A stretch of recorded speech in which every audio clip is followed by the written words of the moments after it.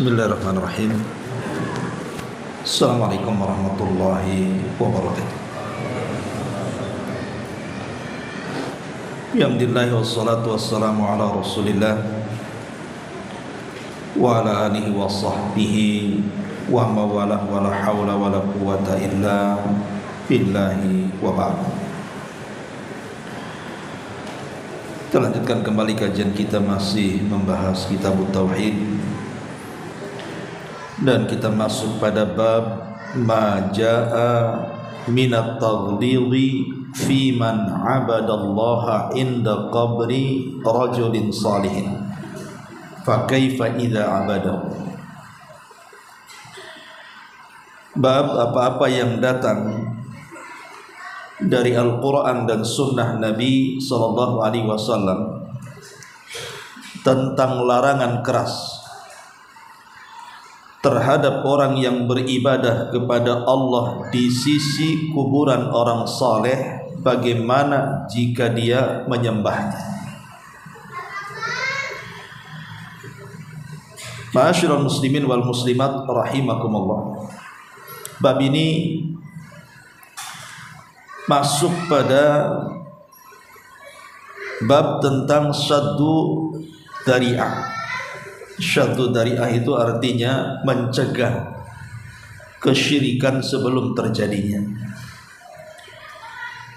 ataupun masuk pada himayatut tauhid, bagaimana seseorang itu menjaga tauhidnya. Makanya pengarang di sini membuat bab larangan keras. Tidak boleh menyembah Allah di sisi kuburan, walaupun kuburan itu yang dikubur orang soleh. Bagaimana kalau seandainya sampai menyembah orang soleh yang di kuburan itu? Dalam bab ini ada 4 dalil yang disebutkan oleh pengarang rahimahullahu ta'ala. Pertama, fi sahihi an Aisyah radhiyallahu anha anna umma Salamah dzakarat li Rasulillah sallallahu alaihi wasallam kanisatan ra'atha bi ardil habasyati yuqalu laha Mariyatu. Bahwa Ummu Salamah radhiyallahu anha bercerita kepada Nabi sallallahu alaihi wasallam tentang sebuah gereja yang dilihat dia di negeri Ethiopia Habasyah, tentu saat dia hijrah, dan gereja itu diberi nama Maria. Fa dzakarat lahu ma ra'at fiha minas suwari. Lalu Ummu Salamah menceritakan apa yang ia lihat di dalam gereja tersebut, terdapat gambar-gambar. Faqala Nabi sallallahu alaihi wasallam, maka Rasulullah SAW bersabda, ulaika qaumun idza mata fihim al-'abdus salihu awir rajulus salihu banau ala qabrihi masjidan wa sawwaru fihi tilka suwara ulaika syirarul khalqi indallah. Mereka adalah sebuah kaum yang apabila ada hamba yang saleh atau orang yang meninggal dari kalangan orang-orang saleh, maka mereka membangun di atas kuburannya sebuah tempat ibadah, dan mereka pun membuat di dalamnya gambar-gambar. Kemudian Rasul mengatakan mereka adalah sejelek-jelek makhluk di sisi Allah Subhanahu wa ta'ala. Kemudian kata pengarang, fahaula'i jama'u bainal fitnataini, fitnatul quburi wa fitnatut tamathil. Mereka dihukumi sebagai sejelek-jelek makhluk karena mereka membuat 2 fitnah sekaligus. Pertama, fitnah memuja-muja kuburan dengan membangun tempat ibadah di atasnya, dan yang kedua fitnah membuat gambar-gambar ataupun patung-patung yang diagungkan di atasnya. Taib. Ma'asyiral muslimin wal muslimat rahimani wa rahimakumullah.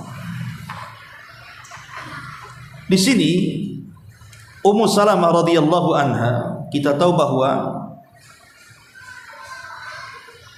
ketika kaum muslimin di zaman Nabi sallallahu alaihi wasallam sudah mulai terdesak dengan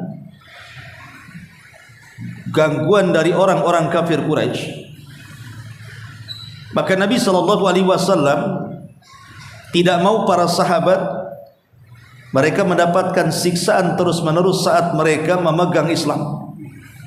Maka Rasul meminta agar mereka berangkat ke Habasyah untuk hijrah.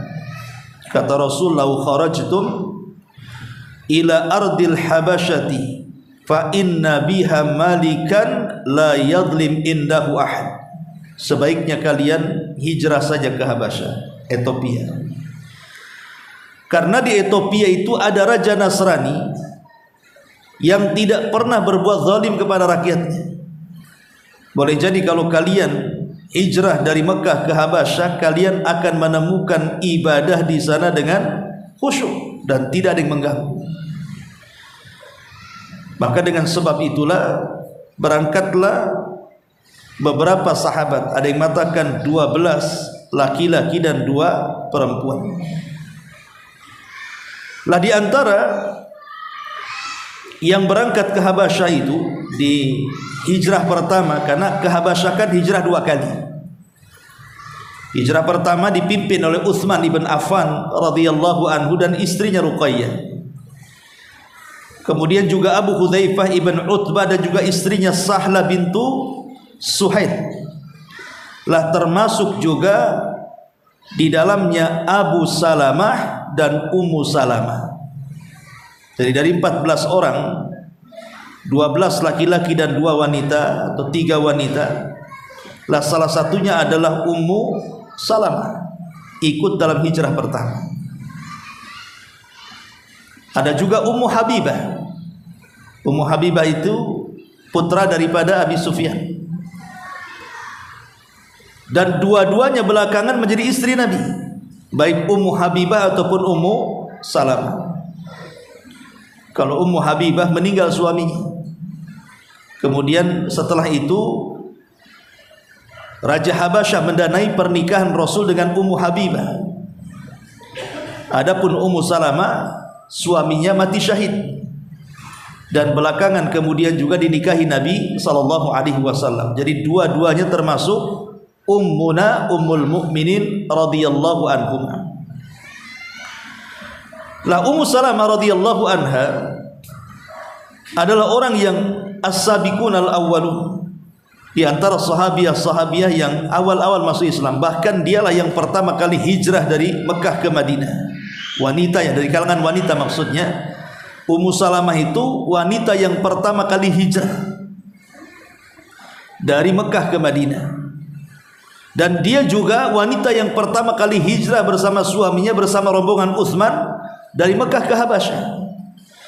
Jadi luar biasa pengorbanan Ummu Salamah itu.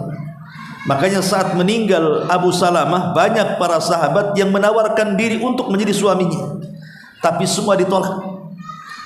Karena di zaman itu menilai wanita itu karena jasanya dalam Islam, bukan karena kecantikan, bukan karena harta dan yang semacamnya. Makanya rebutan Ummu Salamah. Tapi karena Ummu Salamah tidak mencintai kecuali Abu Salamah, maka dia tolak semuanya. Baru setelah yang melamar Nabi SAW kemudian diterima dan dipinang dan menjadi istri baginda sallallahu alaihi wa ala alihi wasallam. Lah selama Ummu Salamah di Habasyah ini tentu melihat hal-hal yang tidak sesuai dengan ajaran Islam. Jadi satu hari dia pernah melihat satu gereja, nama gereja itu Maria. Dan di gereja itu ada gambar-gambar. Ya ma'ruf lah, kita lihat sekarang kan juga banyak gambar-gambar yang diletakkan gitu ya oleh mereka. Maka hal ini diceritakan kepada Nabi SAW soal kondisi gereja yang ada di Ethiopia di kala itu. Maka Nabi SAW menceritakan kenapa mereka meletakkan patung ataupun gambar-gambar di dalam gereja itu. Kata Nabi SAW, mereka itu, wahai Ummu Salamah, apabila ada orang soleh di antara mereka meninggal, maka mereka akan menjadikan kubur orang soleh itu dijadikan masjid. Kemudian setelah itu mereka akan membuat gambar. Makanya Nabi SAW mengatakan, ulaika syirarul khalqi indallah, maka mereka adalah seburuk-buruk makhluk di sisi Allah Subhanahu wa ta'ala. Dari sini kita tahu bahwa ada perbedaan antara agama kita dengan agama orang Nasrani. Karena akhir-akhir ini viral, ada seorang ustadz yang hendak membandingkan antara agama Islam dengan agama Nasrani. Tidak akan banding, karena agama tauhid tidak bisa dibandingkan dengan agama syirik.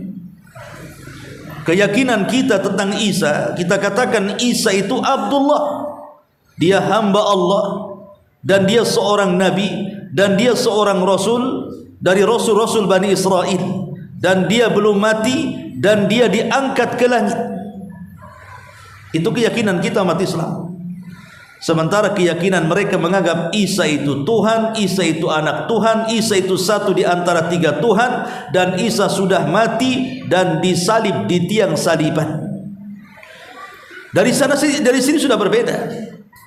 Bagaimana sang ustadz ini kemudian mengatakan tentang ayat-ayat dalam Injil yang menceritakan tentang ketuhanan Isa. Dikatakan bahwa di Quran juga ada ayat yang sama dengan itu. Tidak ada ayat yang sama dengan itu. Karena Quran itu tegas mengatakan Isa itu hamba Allah dan nabinya, bukan anak Allah dan Tuhannya. Adapun mereka, memang mereka menuhankan Isa.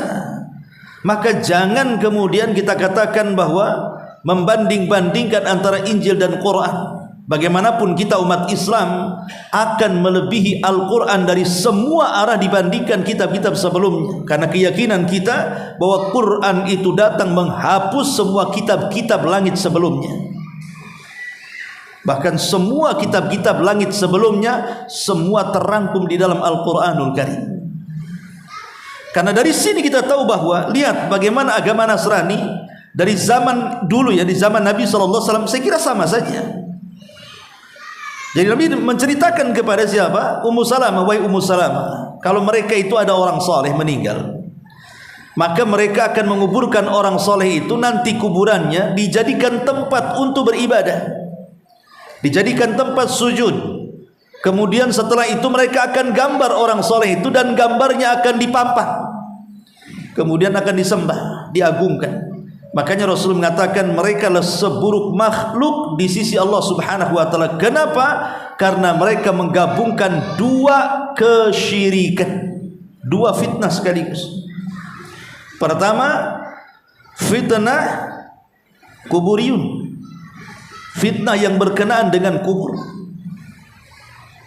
Dan ini terjadi, saya melihat satu potongan video di YouTube itu dari seorang Habib. Ya. Dia mengatakan kalau seseorang itu ada masalah, masalah ekonomi, masalah kesehatan, masalah apa saja, maka tinggal meminta kepada potoknya wali ini. Saya tidak sebut namanya, potoknya wali ini. Bahkan walaupun yang minta bukan seorang muslim, mungkin dia orang kafir.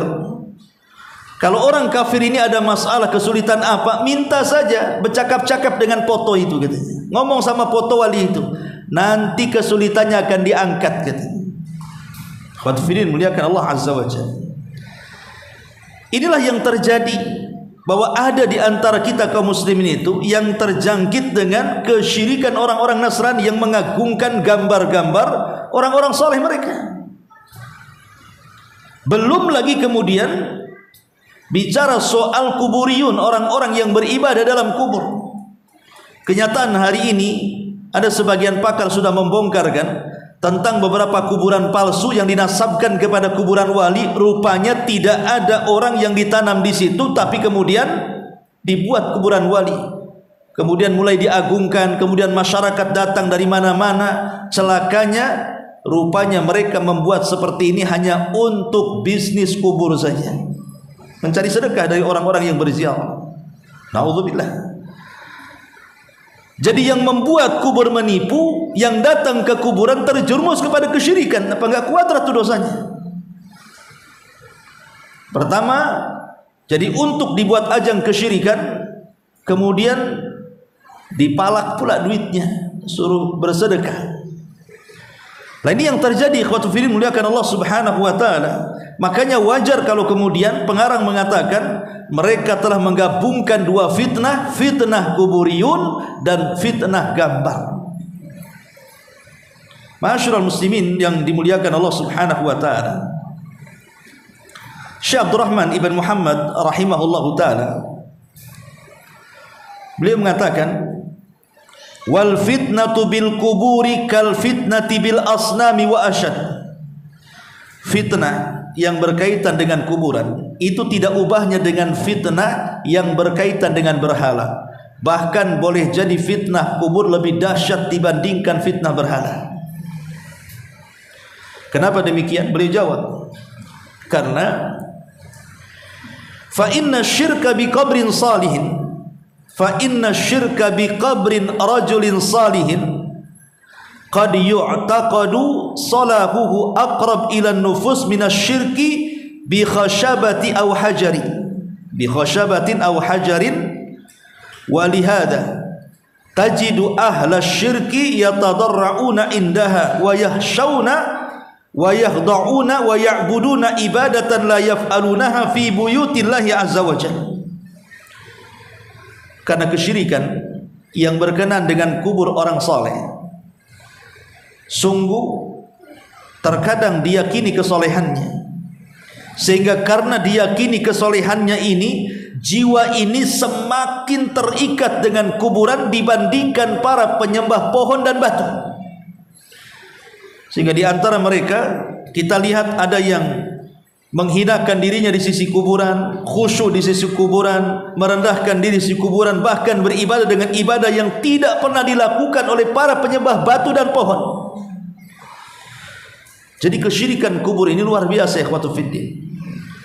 Dan fenomena yang ada, orang-orang yang diarahkan kemudian meminta-minta di kuburan itu, mereka lebih senang di kubur, lebih ramai di kubur dibandingkan meminta dan sholat di masjid. Masjid kosong tapi kuburan bisa ramai. Padahal ikhwatu fiddin muliakan Allah azza wa jalla, ziarah kubur itu kita tidak mengingkari tentang adanya ziarah kubur, karena memang ziarah kubur sendiri adalah sebuah sunnah yang disunnahkan Nabi SAW, terkhusus bagi laki-laki, dan bagi wanita boleh tapi jarang-jarang.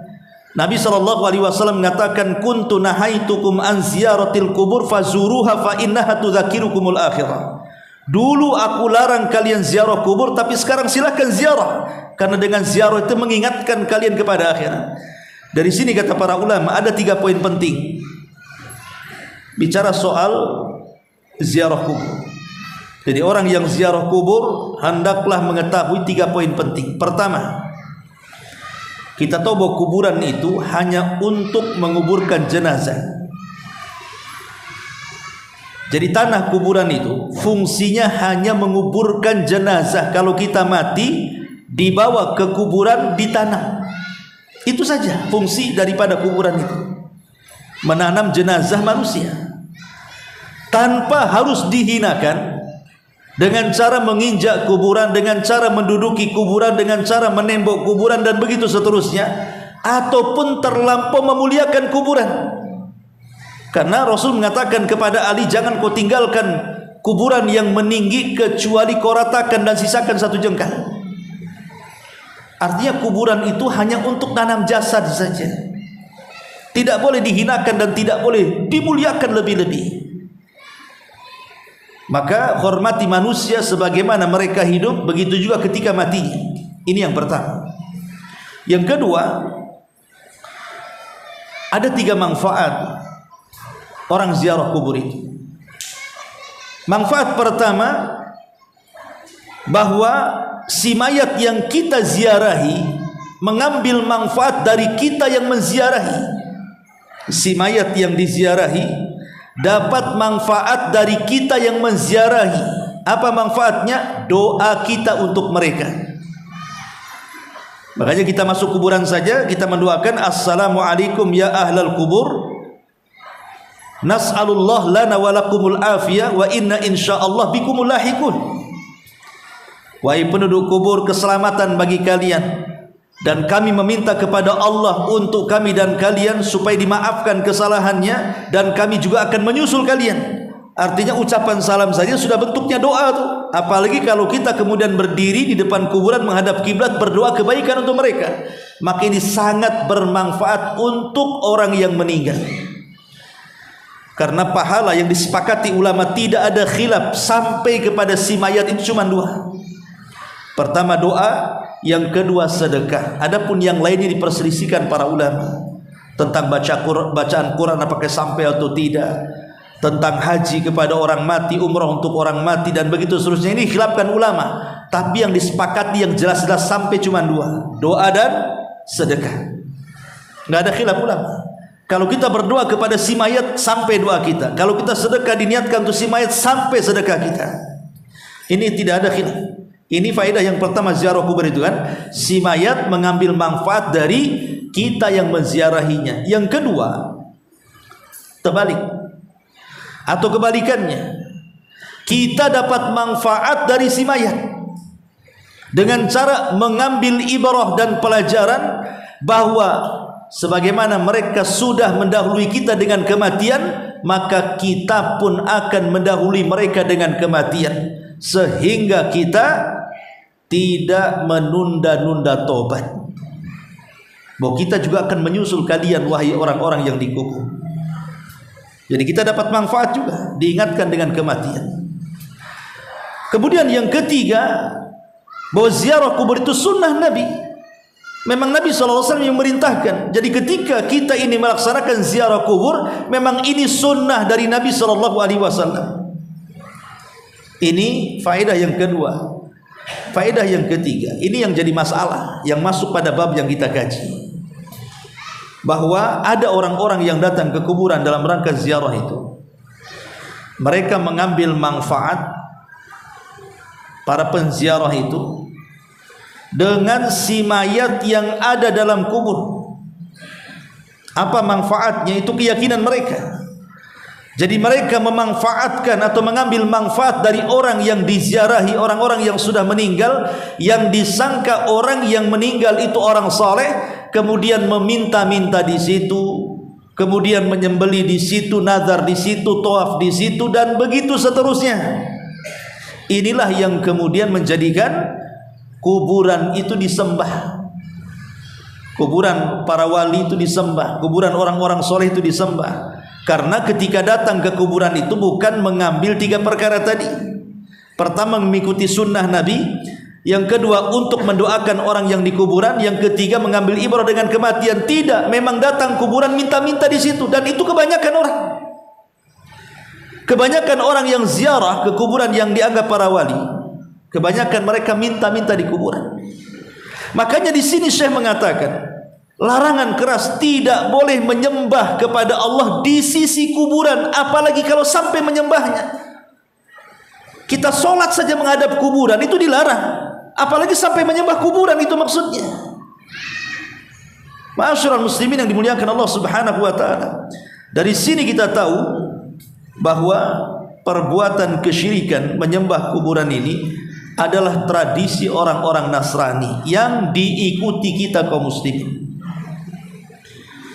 Ma'asyiral muslimin yang dimuliakan Allah Azza wa Jalla. Makanya di antara faedah yang bisa kita petik dari hadis ini, pertama, anna man bana ala qabrin masjidan faqad syabahahu an-nasara wa khalafa sunnah. Orang yang membangun di atas kuburan itu masjid, kemudian diagungkan kuburan tersebut, maka apa bedanya Anda dengan Nasrani?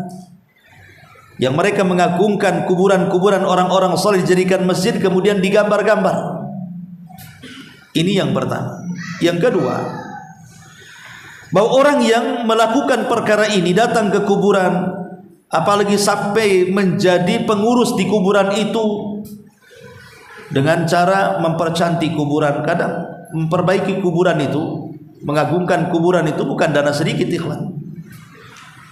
Terkadang mereka bisa ratusan juta biar kesannya itu kuburannya sakral kan itu ya. Orang yang datang lebih khusyuk lagi datang ke situ. Lah orang yang melakukan itu, Nabi SAW sudah memberikan tahdzir, tidak boleh datang ke kuburan para wali kalau tujuannya meminta-minta ataupun mengagungkan kuburan.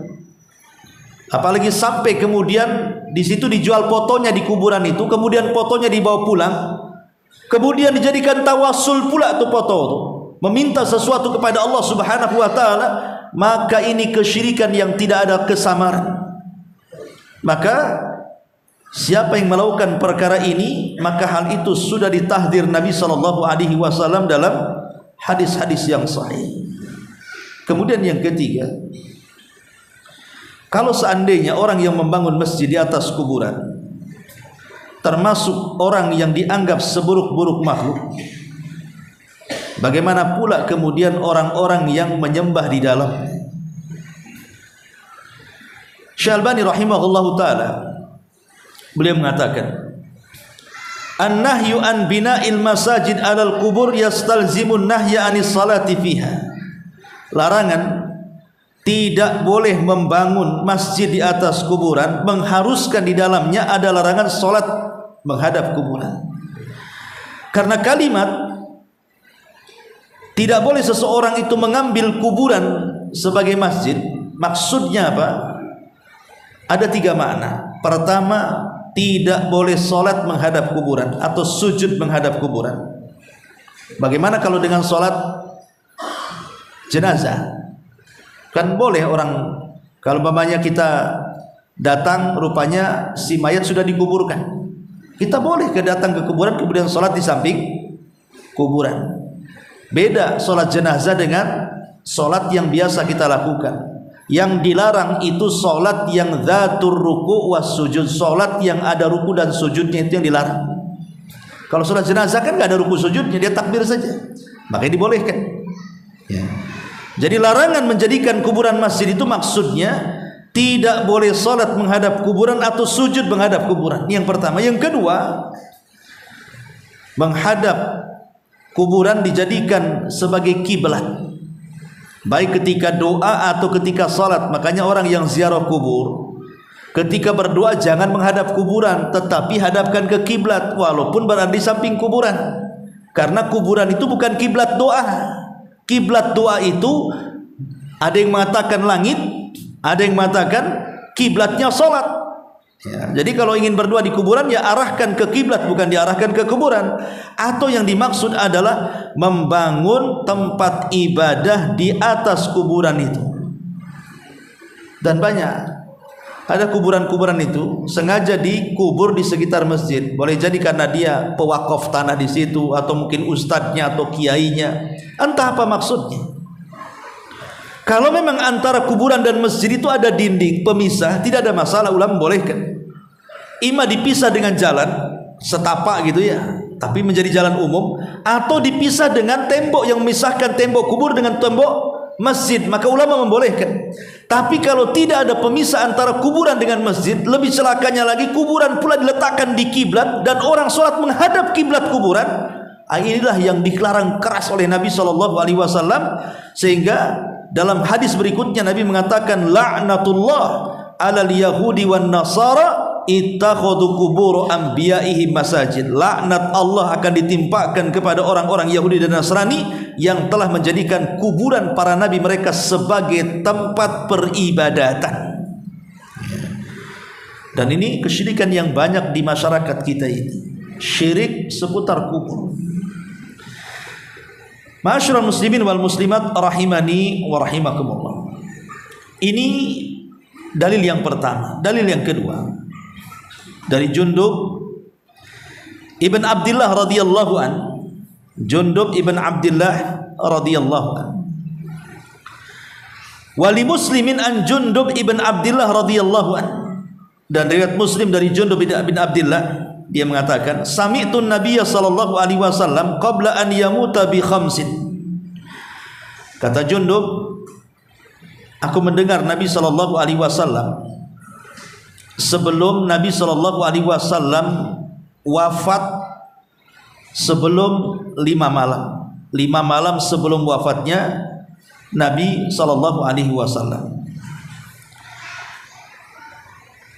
Nabi SAW mengatakan, inni abra'u ilallah, inni abra'u ilallah, sesungguhnya aku menyatakan setia kepada Allah,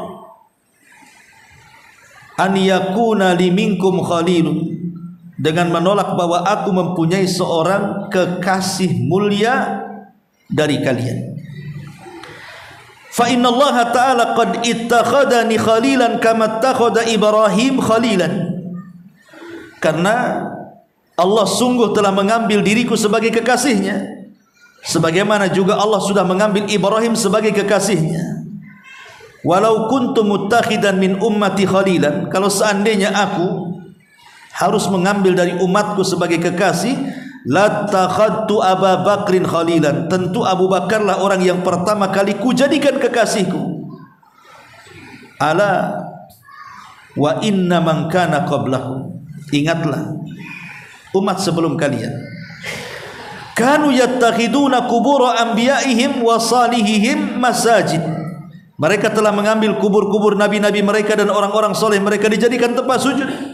Ala fala tattakhidul qubur masajid, maka jangan pernah kalian mengambil kuburan-kuburan itu sebagai masjid. Inni anhaakum an dzalik, karena aku sangat melarang dari perkara itu. Hadis ini juga menguatkan hadis-hadis yang pertama dan yang kedua tentang laknat Allah kepada orang Yahudi yang mengambil kuburan nabi-nabi mereka dijadikan tempat sujud. Ada beberapa faedah dari hadis ini. Pertama, bahwa ketika seseorang tidak mengambil kuburan dijadikan masjid, berarti dia telah melaksanakan wasiat Nabi. Karena Rasul berwasiatkan 5 malam sebelum wafatnya. Jadi kalau orang meninggalkan tidak menanam kuburan di areal masjid, maka dia telah melakukan wasiat Nabi. Yang kedua, mengambil kubur sebagai masjid itu bukan syariat Islam. Ingat bahwa mengambil kuburan dijadikan masjid itu bukan syariat Islam, bahkan itu syariatnya orang-orang Yahudi dan syariatnya orang-orang Nasrani. Maka siapapun yang mengambil kuburan dijadikan tempat sujud, maka dia telah tasyabbuh dengan orang-orang Yahudi dan Nasrani. Karena Allah Rasul mengatakan, la tattabi'anna sanana man kana qablakum shibran bi shibrin wa dhira'an bi dhira'in hatta law dakhala juhra dhabbil la dakhaltum. Sungguh kalian akan mengikuti tata cara umat sebelum kalian, sejengkal demi sejengkal, sehasta demi sehasta, sampai pun mereka masuk ke lubang biawak yang berkelok sekalipun kita ikut di belakangnya. Itulah Yahudi dan Nasrani. Ini yang kedua. Yang ketiga, berarti kebalikannya, kalau kita tidak mengambil kuburan itu dijadikan tempat sujud atau tidak dibangun masjid di dalamnya, hakikatnya kita sedang menyelisih orang-orang Yahudi dan Nasrani. Dan orang yang tidak mengambil kubur jadikan masjid, maka dia telah mentaati Allah dan mentaati Rasul. Karena Allah dan Rasulnya tidak memerintahkan perkara ini. Yang ada justru untuk dijauhi, karena itu tasyabbuh dengan orang kafir. Kemudian juga mengambil kuburan dijadikan masjid itu termasuk kabairudz dzunub, termasuk dosa daripada dosa-dosa besar. Kenapa? Karena dosa yang didahului laknat itu dipastikan dosa besar. Laknatullah alal yahudi wan nasara ittakhadhu qubur anbiya'ihi masajid. Laknat Allah kepada orang Yahudi dan Nasrani yang mengambil kuburan dijadikan tempat sujud. Di awal dengan laknat menunjukkan itu dosa besar, ya. Kemudian juga larangan Nabi SAW ketika orang-orang yang mengambil kubur dijadikan masjid itu dengan menggunakan laknat. Ini menunjukkan larangan ini tidak main-main. Karena ketika seseorang kemudian menguburkan orang saleh di seputar masjid yang di situ tempat sujud gitu kan, itu akan mengantarkan kepada wasilah kesyirikan. Bahkan boleh jadi awalnya wasilah jadi sebuah ghaya, tujuan. Awalnya sih tidak menyembah itu, hanya dijadikan wasilah saja. Saya berdoa kepada Allah lewat mereka awalnya, tapi ujungnya sudah tidak ada Allah, minta langsung ke mereka. Itulah yang dimaksud bab ini. Kalau beribadah kepada di sisi kuburan saja tidak dibolehkan karena dikhawatirkan masuk pada syirkul wasilah, macam mana kalau menyembahnya, kata Syekh. Lah ini jelas akan merontokkan akidah kita. Ma'asyiral muslimin wal muslimat rahimani wa rahimakumullah. Dan yang terakhir hadis yang keempat, Nabi SAW mengatakan di sini, larangan keras tidak boleh seseorang menjadikan kubur itu sebagai masjid. Dan Rasul mengatakan, ju'ilat liyal ardu masjidan wa tahura. Telah dijadikan bumi ini untukku sebagai masjid dan alat suci. Artinya solat di mana saja boleh, tidak mesti harus ke kuburan. Justru solat di kuburan itu dilarang. Semua solat di mana saja boleh, di trotoar boleh, tapi kalau solat di kuburan tak boleh. Karena itu masuk mengambil tempat, termasuk mengambil tasyabuh dengan orang-orang kafir, orang Yahudi dan Nasrani yang mengambil kuburan wali-wali dan nabi-nabi mereka dijadikan tempat sujud. Dari sini, dari semua hadis yang kita baca ini, dari 4 hadis ini, di sini menunjukkan bahwa tercelanya at-taqlid. Kita tidak boleh taklid mengikuti tata cara umat sebelum kita. Karena ketika kemudian kita taklid mengikuti tata cara umat sebelum kita, itu menunjukkan bahwa kita ini mengalami kekalahan, sehingga terjadi penjajahan pemahaman. Kita tidak yakin dengan ajaran kita sendiri, sehingga perlu mengadopsi ajaran luar. Berarti kita kalah dari segi pemahaman. Padahal Islam itu agama yang lengkap. Ngapain pula kemudian impor dari luar? Tasyabuh dengan orang-orang Yahudi Nasrani yang sudah jelas kafir dan dicap sebagai penghuni neraka.